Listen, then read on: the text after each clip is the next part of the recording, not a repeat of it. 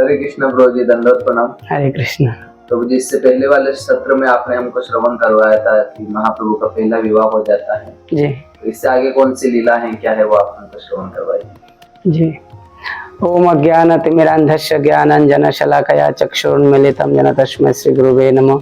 नमो ओं विष्णुपादाय कृष्णपृष्ठाय भूतले श्रीमते भक्तिवेदांत स्वामिनीति नामिने। नमस्ते सरस्वती देवे गौरवाणी प्रचारिणे निर्विशेष शून्यवादी पाश्चात्य देशतारिणे। हे कृष्ण करुणा सिंधु दीनबंधु जगतपते गोपीश गोपिकाकांत राधाकांत नमस्तुते। तप्त कांचन गौरांगी राधे वृंदावनेश्वरी वृषभानुसुते देवी प्रणमामि हरिप्रिये। वंशा कल्पतरुभ्यश्च कृपा सिन्धुभ्येव च पतितानां पावनेभ्यो वैष्णवेभ्यो नमो नमः। श्री कृष्ण चैतन्य प्रभु नित्यानंद श्री अद्वैत गदाधर श्रीवासादि गौर भक्तवृंद। हरे कृष्ण कृष्ण कृष्ण हरे हरे, हरे राम राम राम हरे हरे। तो हम लोग पिछले सत्र में महाप्रभु के प्रथम विवाह यानी लक्ष्मी प्रिया के साथ विवाह संपन्न हुआ था, इसके वर्णन किया। साथ ही साथ हमने महाप्रभु के साथ श्रीपाद ईश्वरपुरी का जो पहला मुलाकात हुआ है गंगा के किनारे, उसके बारे हमने वर्णन सुनाया है। तो इसके आगे ऐसा वर्णन आता है, श्रील वृंदावन दास ठाकुर चैतन्य भागवत ग्रंथ में इसका वर्णन करते हैं कि महाप्रभु इधर में पाठशाला में छात्रों को पढ़ाते हैं और इसके साथ साथ वो मायापुर में या नवद्वीप में जितने सारे विद्वान थे, चलते फिरते उठते बैठते उन लोगों को कुछ ना कुछ प्रश्न पूछते थे, तर्क करना चाहते थे, हैं, ये भी मैंने बताया। तो ऐसे में कभी कभी वो भक्त लोगों को भी लपेट लेते थे। तो एक बार क्या हुआ कि श्रीवास पंडित, उस समय महाप्रभु से इतना अंतरंग भाव नहीं हुआ श्रीवास का, तो वो भी पंडित ही था, ब्राह्मण कुल का था, लेकिन श्रीवास पंडित को भक्ति छोड़ के दूसरी चीजों में इतना खास रुचि नहीं था। वो भगवान के भक्ति में हमेशा तन्मय रहता था, लेकिन निमाय को जैसे पांडित्यपूर्ण वाद विवाद, दर्शन के ऊपर, वेदांत के ऊपर, इसमें ज्यादा मजा आता था। तो एक बार श्रीवास पंडित को जब कुछ पूछ रहे थे, फिर श्रीवास पंडित उसका कुछ सरल उत्तर दिया, लेकिन महाप्रभु ने उसको उपेक्षा करके बोलते हैं कि अरे तुमको पता ही नहीं यार, काय का पंडित हो तुम, जब जानते नहीं हो तुमको किसने तुम्हारा नाम पंडित दे दिया है। इस प्रकार से थोड़ा सा धूत करने लगे।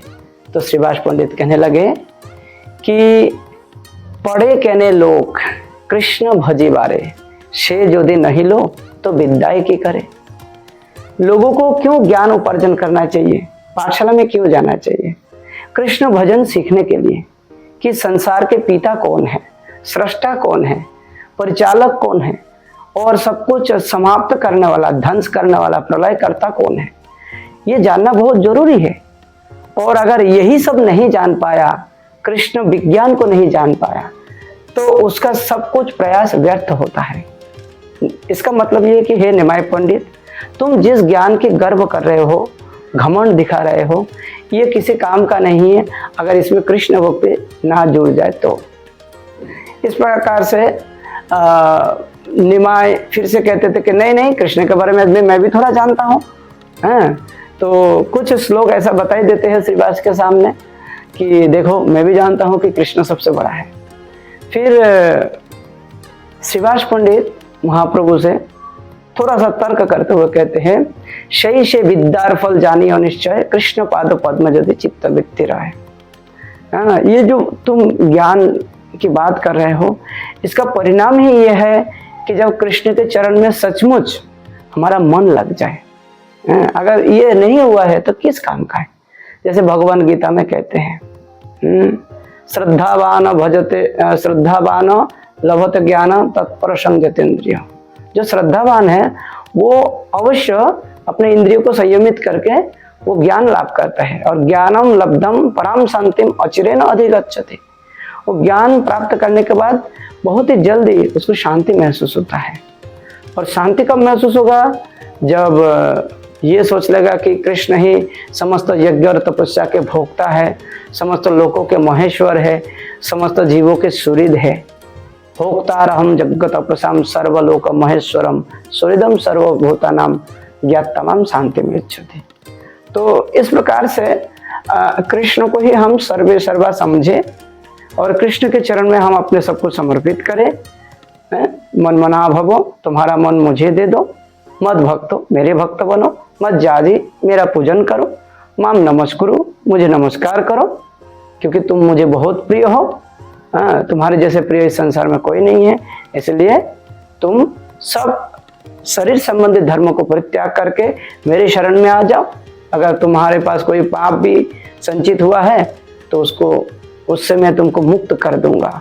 सर्वधर्मान परित्यज्य मामेकं शरणं व्रज, अहम त्वां सर्व पापेभ्यो मोक्षयिष्यामि मा शुचो।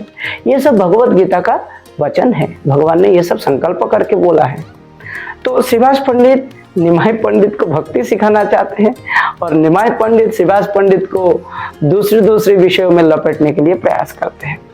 तो श्रीवास इस प्रकार से कहते कि मैं तो बस मेरे प्रभु गोविंद से एक ही प्रार्थना करता हूँ कि तुम्हारे हृदय में भक्ति का उदय हो, भक्ति देवी का कृपा मिले तुमको और तुम एक अच्छा वैष्णव बनो।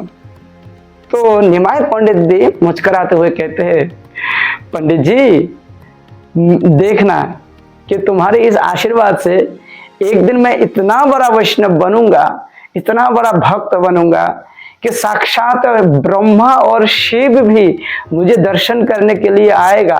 ये बात मैं बोल कर आकर हूं, देखना। इस प्रकार से श्रीवास पंडित भी हंसते थे और निमाई पंडित भी हंसते थे। कभी कभी ऐसे मतलब करवाहट फिर मुस्कुराहट ये सब वाद विवाद में चलता था। अब क्या हुआ कि निमाई के साथ उनके विद्यार्थी हुआ करते थे। ऐसे मानो कोई शहंशाह हो, ऐसा मानो कोई बहुत सारे तारकाराजी परिवेष्टित, कोई चंद्रमा हो, पूर्णिमा के चांद हो, जिधर जाते थे वो साथ में उनके विद्यार्थी चलते थे और वो सबको मनोरंजन भी करते थे और ज्ञान की बातें भी करते थे और ऐसे चलते थे कि आसपास के छोटे मोटे विद्वान, चाहे वो वयोज्येष्ठ हो चाहे वो युवा हो, वो महाप्रभु से भिड़ने का हिम्मत नहीं रखते थे। तो ऐसे करके एक बार महाप्रभु चले गए थे नवद्वीप के बाजार में। जैसे कभी सुनार मिल गया, लोहार मिल गया, ऐसे कुम्हार मिल गया, तो किसी किसी दुकान में जाके कुछ ना कुछ महाप्रभु उससे पूछताछ करते थे। हाँ बताओ इसका क्या कीमत है, इसका क्या कीमत है, ये तो देखने में बहुत सुंदर लग रहा है, क्या ये मैं ले सकता हूँ क्या। इस प्रकार से महाप्रभु सामान खरीदते थे। कभी जो कपड़ा दुकानदार है उसके पास जाके कपड़ा देखते थे। तो इस प्रकार से, लेकिन वृंदावन दास ठाकुर वर्णन करते हैं कि महाप्रभु को देख के हर दुकानदार बहुत खुश हो जाते थे। महाप्रभु के रूप से मानो उन लोगों को जो भी सामान के जो मूल्य है वो मानो मिल गया हो, केवल रूप दर्शन से ऐसे महसूस होता था। महाप्रभु किसी भी वस्तु को पकड़ते थे और बोलते थे कि वाह तुम्हारे दुकान की ये सामान तो बहुत ही सुंदर है। तो इतने में वो दुकानदार कहते हैं कि ठाकुर आप ये लेके जाइए। कोई ठाकुर जी कहते हैं, कोई पंडित जी कहते हैं, कोई कहते हैं कि निमाई हमारे घर का मतलब हमारे गांव के प्यारे निमाई बेटा, ऐसे कुछ अलग अलग संबोधन करते थे। तो ज्यादातर तो ठाकुर ही बोलते थे।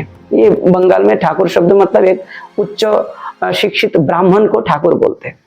यहाँ पे अलग है, यहाँ पे क्षत्रियो को ठाकुर बोला जाता है। हमारे उधर ब्राह्मण को जो एकदम अच्छा शास्त्र जानते हैं उसको ठाकुर महाशय ऐसा बोलते थे। तो कहते कि आप ले जाइए ना।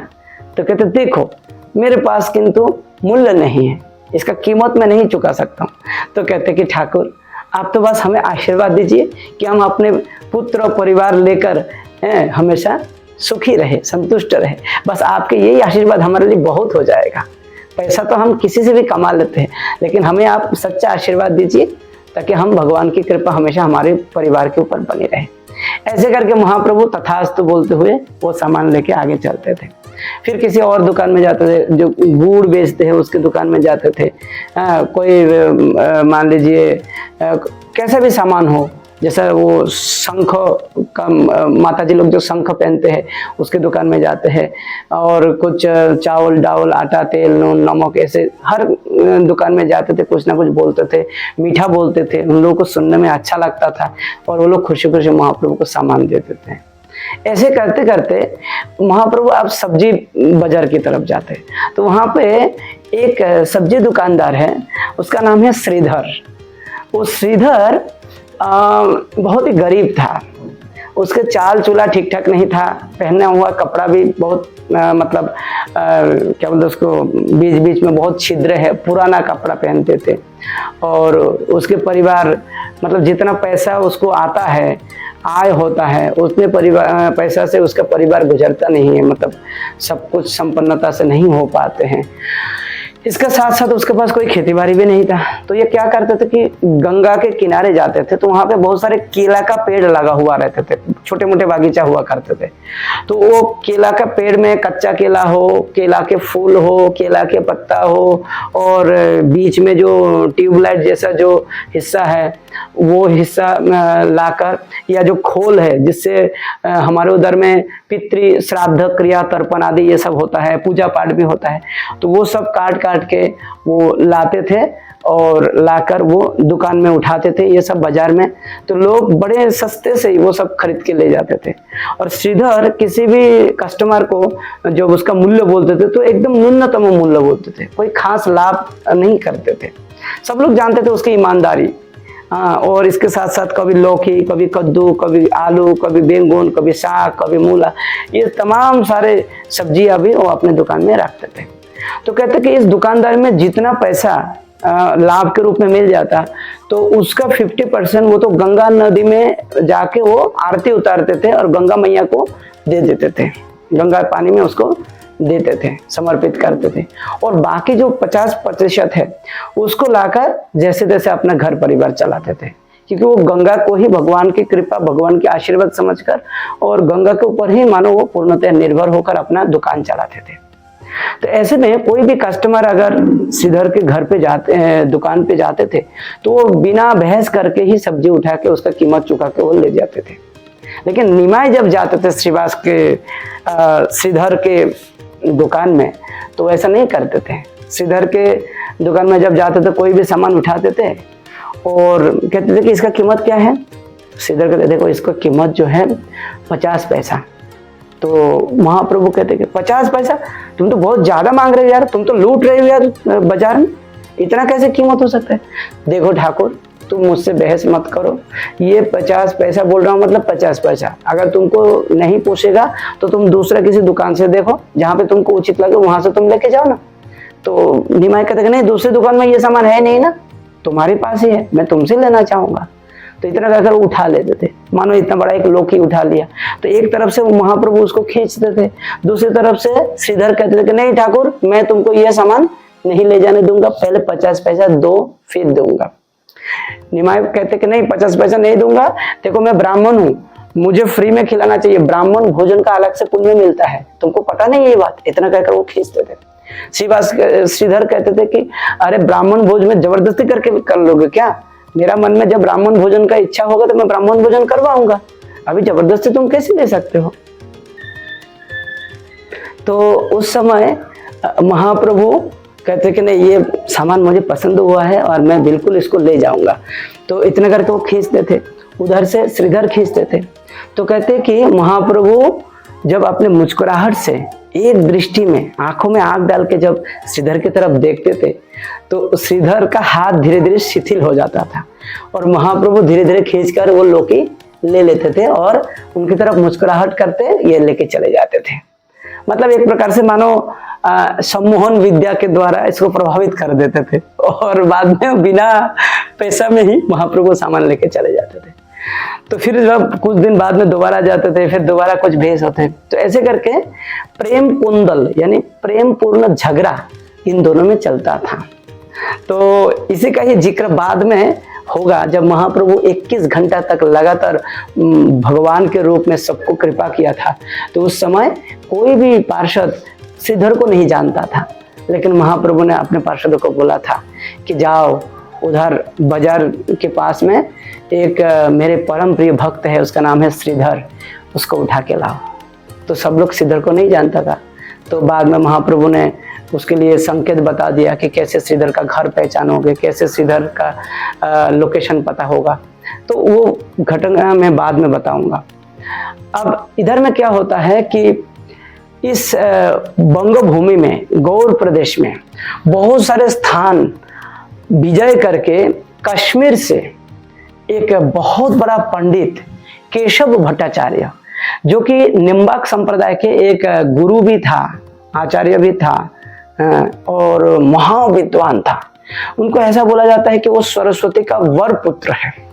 तो वो कश्मीर से होकर जैसे हिमाचल, पांचाल यानी वर्तमान में पंजाब, फिर जैसे हरियाणा में उस समय हरियाणा नहीं बोलते, कुरुक्षेत्र बोलता था, कुरुक्षेत्र तीर्थ, फिर इधर में राजस्थान मतलब राजपूताना, दिल्ली मतलब हस्तिनापुर, हाँ, और उत्तराखंड मतलब उत्तरापथ, और इधर में मालव यानी मध्य प्रदेश, और इधर में गुजरात मतलब इस जगह को दूसरे नाम से बोलता था, ऐसे करके सौराष्ट्र बोलता है, सौराष्ट्र, मालव, और इस प्रकार से ये सभी स्थानों को विजय करके यहाँ के जितने सारे पंडित थे सबको पराजित कर दिया। सबसे विजय पत्र लिखवा कर ये केशव काश्मीरी धीरे धीरे त्रिहूत, इसके बाद आगे चल के आपके जो मगध यानी बिहार, इधर में उत्कल यानी उड़ीसा, इधर में आगे जाके अंग बंग कलिंग,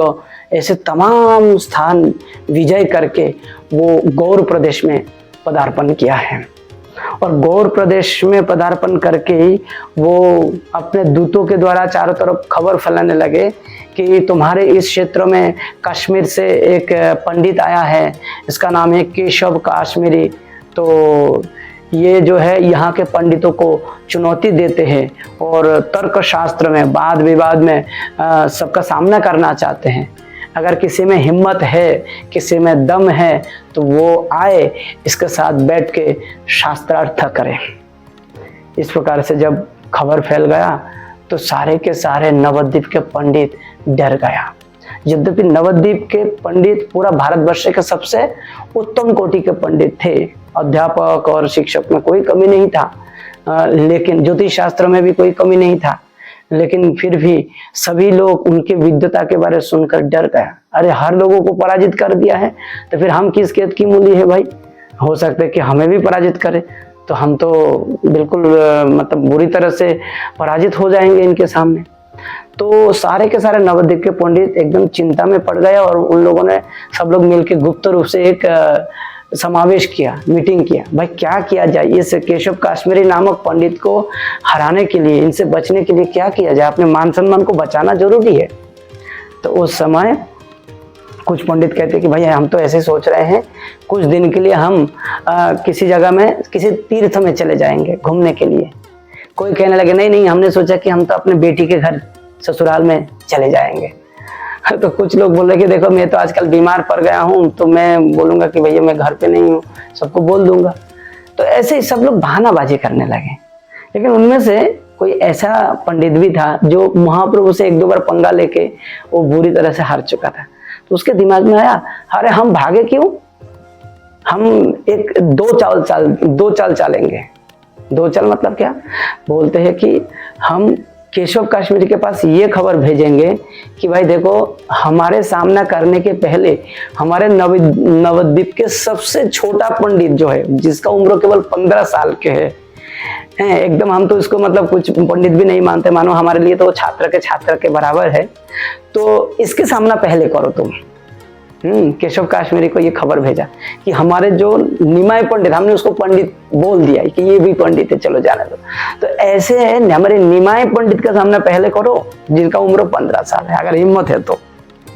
ये केशव काश्मीरी के पास खबर पहुंचा दिया और निमाय पंडित के पास ये बूढ़ा पंडित जो है नवद्वीप के, थोड़ा सा शातिर स्वभाव के, इन लोगों ने खबर भेजा कि निमाय बात तुम हम लोगों को धमकी देते हो, पराजित करते हो, अगर हिम्मत है तुम्हारी पांडित्य की तो केशव काश्मीरी से सामना करके दिखाओ, तब हम मान जाएंगे कि तुम वास्तव में पंडित हो। तो इस प्रकार से दोनों तरफ से चाल दिया। अगर केशव काश्मीरी पराजित होता है, निमाय विजयी होता है, तो भी हमारा मान सम्मान अटूट रहेगा, और अगर निमाय पराजित होता है और केशव काश्मीरी विजयी हो जाता है, तब भी हमारा मान सम्मान बरकरार रहेगा, क्योंकि निमाय इसके बाद हम लोगों को तंग नहीं कर पाएगा। तो कुल मिला के पंडित लोगों को लगा कि हम दो प्रकार के दांव पेच लगा देते हैं, क्यों हम भागे भाई, रणभूमि छोड़ के भागना नहीं चाहिए। तो इस प्रकार से वो खबर भेज दिया कि आपको हिम्मत है तो आप निमाय पंडित से मिलिए। और इधर में सारे पंडित लोग अब तमाशा देखने लगे। तो ऐसे में अब निमाय, उनको पता नहीं था, भनक नहीं लगा निमाय को ज्यादा। वैसे तो भगवान है, सर्वज्ञ है, सबको जानते हैं, फिर भी वो मानवीय लीला कर रहे हैं।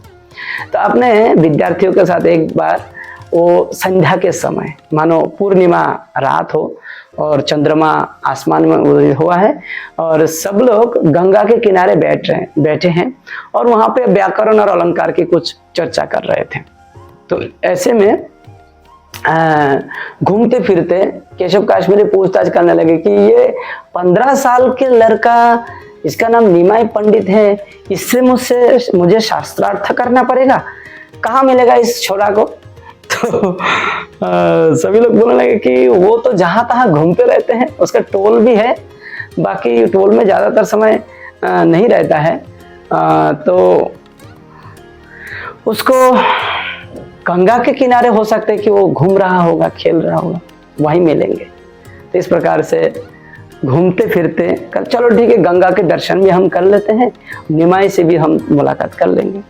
तो घूमते फिरते जैसे तैसे देखा कि अनति दूर में, थोड़े ही दूर में, वहाँ पे बहुत सारे बालक द्वारा परिवेष्टित एक घुंघराले बाल वाला अति सुंदर मानव शिशु, जिसका उम्र करीब करीब 14-15 साल ही होगा, वो बैठे हैं। और दूर से केशव काश्मीरी पूछने लगे, क्या आप लोगों में से कोई जानते हैं क्या, यही वो लड़का है क्या, वही बालक है क्या? तो किसी ने पुष्टि कर दिया कि हाँ ठाकुर जी, यही वो, शायद वही बालक यही होगा। तो चलो फिर उनके पास जाते हैं। इस प्रकार से महाप्रभु के साथ केशव काश्मीरी का पहले बार आमना सामना हो रहे हैं गंगा के किनारे। अब ये दोनों के बीच में जो वार्तालाप हुआ है, जो जय पराजय का खेल हुआ है, इसको हम अगले एपिसोड में, अगले सेशन में बहुत अच्छी तरह से आपके सामने प्रस्तुत करेंगे। तब तक के लिए बहुत बहुत धन्यवाद। नमो महावदन्याय कृष्ण प्रेम प्रदायते कृष्णाय कृष्ण चैतन्य नामने गौरतिशे नमो। कलियुग पावन अवतार श्री चैतन्य महाप्रभु की जय।